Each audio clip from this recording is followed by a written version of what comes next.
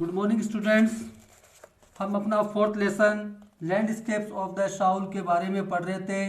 This lesson is written by Nathalie Trouveroy के द्वारा ये पाठ रचित है।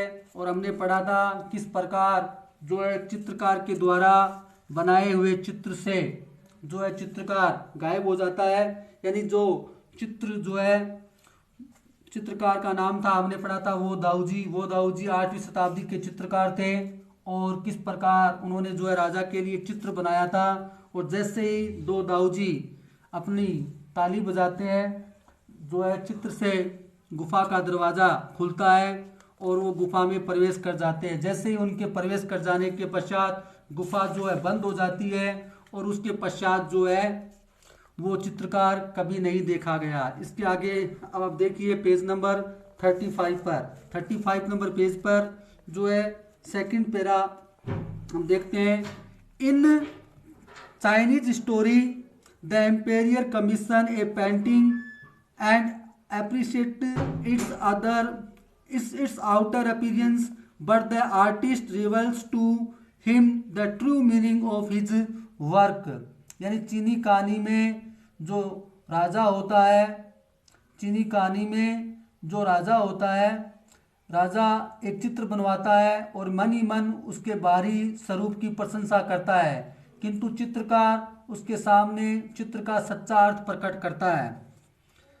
चित्रकार जो होता है true meaning of his work, अपने चित्र का सच्चा अर्थ प्रकट करता है। द एम्पेरियर में rule over the territory he has conquered, but only the artist knows the way within. Let me show the way. और उसके बाद में जो है चित्रकार सच्चा प्रकट करता है। राजा अपने द्वारा जीते गए क्षेत्रों पर शासन कर सकता है, परंतु आंतरिक अनुभव के मार्ग को सिर्फ कलाकार ही जानता है। आंतरिक जो है वे उसका अर्थ केवल कलाकार जानता है। Let me show the way, the do, a word that means both the path or the method and the mysterious work of the universe. The painting is gone, but the artist has reached his goal beyond any material appearance. जो है चित्र तो गायब हो गया, किंतु कलाकार अपने लक्ष्य पर पहुंच गया। किसी भौतिक स्वरूप तक जो है सीमित नहीं था। कहने का मतलब जो चित्रकार ने चित्र बनाया था वो गायब हो गया था, चित्रकार गायब हो गया था, लेकिन उसका लक्ष्य जो है लक्ष्य तक वो पहुंच गया था। इसके बाद देखिए ए क्लासिकल चीनी landscapes is not meant to reproduce on actual way. Classical का मतलब शास्त्रीय। एक शास्त्रीय चीनी प्राकृतिक दृश्य किसी वास्तविक दृश्य की नकल करने के लिए नहीं बनाया जाता। एक क्लासिकल चीनी landscapes is not meant to reproduce an actual view. यानी एक शास्त्रीय चीनी प्राकृतिक दृश्य जो होता है वो किसी वास्तविक दृश्य की नकल करने के लिए नहीं बनाया जाता। As would a western figurative painting whereas the European painter wants to borrow his eyes and look at a particular landscape exactly as he saw it. जबकि जो यूरोपियन चित्रकार होता है आप उसकी आंखें उधार ले लो और किसी प्राकृतिक चित्र को किसी खास दृष्टिकोण से ठीक उसी के रूप में देखें। चित्रकार देखा यानी जो चीनी चित्रकार होता है केवल एक दृष्टिकोण नहीं चुनता है, उसका दृश्य वास्तविक होता है ना। उसका दृश्य क्या होता है? वास्तविक होता है। चीनी चित्रकार का दृश्य जो है वास्तविक होता है। और जो यूरोपियन होते हैं वो केवल उनकी आंखें केवल जो है उनके लुक पर टिकी रहती है। क्लियर है? आगे बढ़ते हैं। From a specific angle the Chinese painter does not close a single viewpoint. His landscapes is not a real one and you can enter it from any point. यानी उनका जो चित्र होता है वो हालांकि चित्र रियल वन नहीं है, मतलब जो बनाते हैं वो चित्र रियल वन नहीं है, बल्कि उनका जो पॉइंट है उसमें आप एंटर कर सकते हो। देन ट्रेवल इन इट, इसमें यात्रा कर सकते हो। The artist create a path for your eyes to travel up and down, चित्रकार जो है आपके लिए एक पथ तैयार करता है, एक रास्ता तैयार करता है आने जाने का। Then back again in a leisurely moment, this is even more true in the case of the horizontal scroll, जो है ये वास्तव में सत्य प्रतीत होता है। कहने का मतलब हॉरिजॉन्टल का मतलब क्षितिज, हॉरिजॉन्टल का मतलब क्या होता है क्षितिज, क्षितिज पृष्ठ। तो क्या कहता है, कलाकार अपनी आंखों के लिए दिशा में दूसरी दिशा में जाने और वापस आराम से आने के लिए रास्ता तैयार करता है। कागज के क्षितिज के मामले में यह और भी अधिक सच है, जिसके चित्र एक भाग को धीरे धीरे खोलने और दूसरे को पहुंचने के लिए ऊपर लपेटने का समय आयाम दे देता है। In which the action of slowly opening one section of the painting, यानी एक पेंटिंग का एक सेक्शन खोलने का वक्त देता है।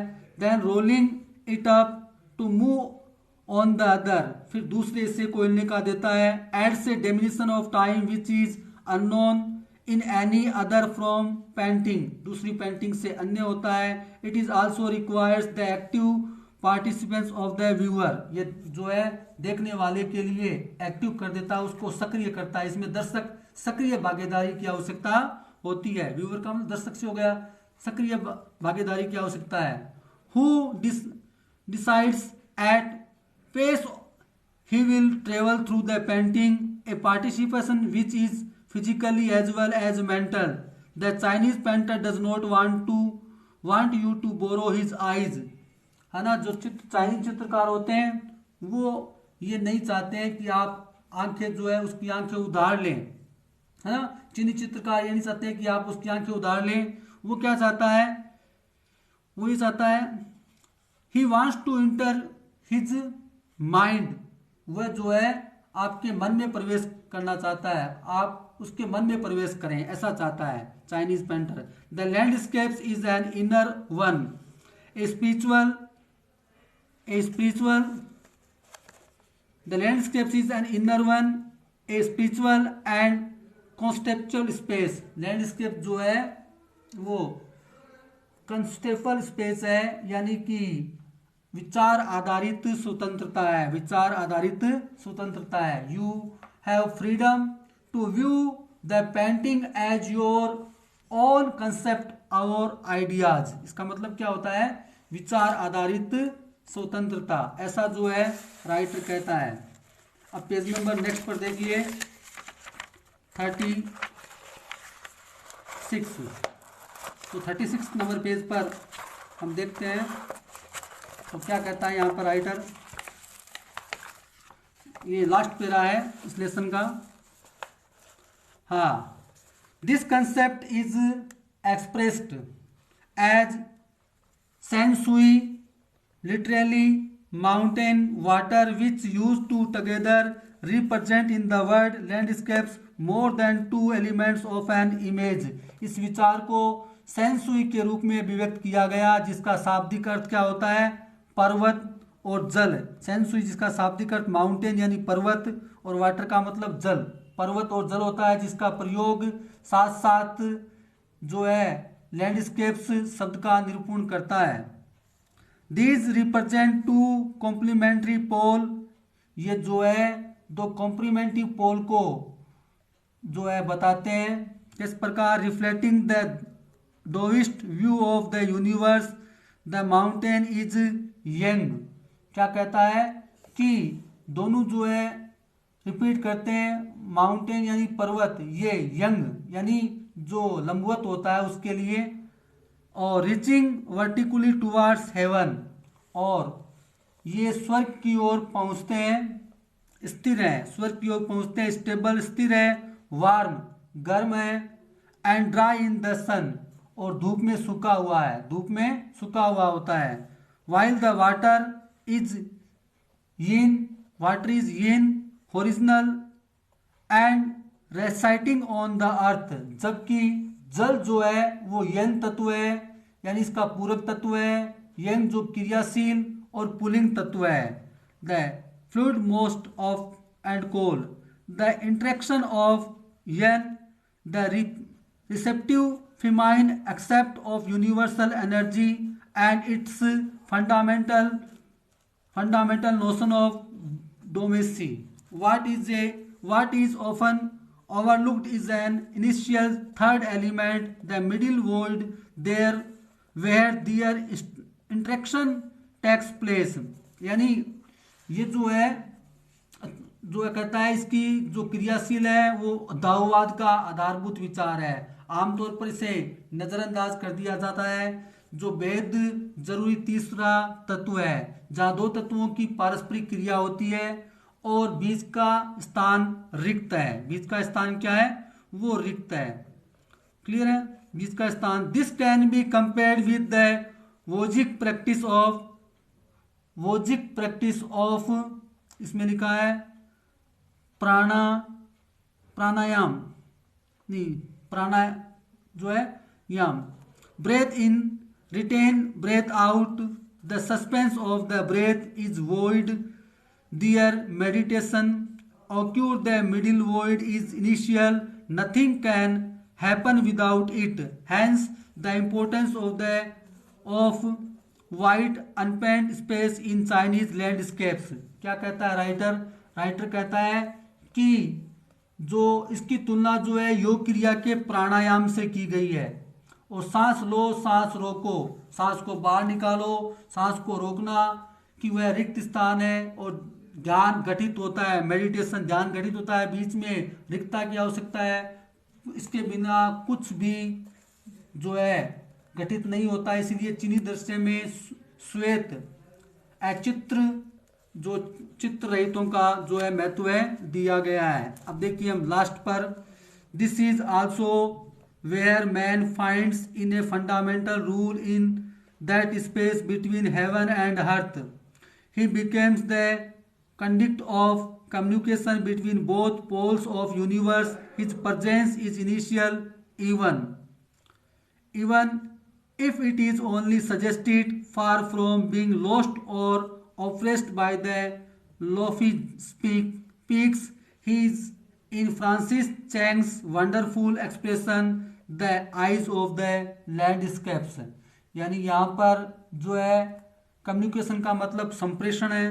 कम्युनिकेशन का मतलब क्या होता है? संप्रेषण। इसके अलावा ऑप्रेस्ड का मतलब होता है कि जो है सरप्राइज्ड, मतलब सताया हुआ। और लॉफ्टी का मतलब होता है ऊंची।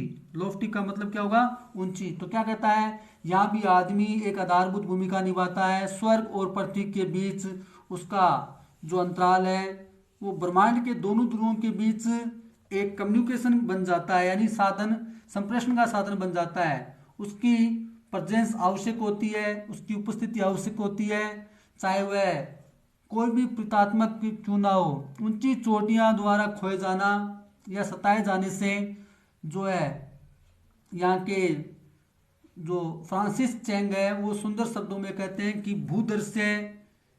भूदृश्य चित्र की आंख है, the eyes of the land, ऐसा जो है वो कहते हैं। तो इस प्रकार आपका ये छोटा सा लेसन जो है वो कंप्लीट होता है।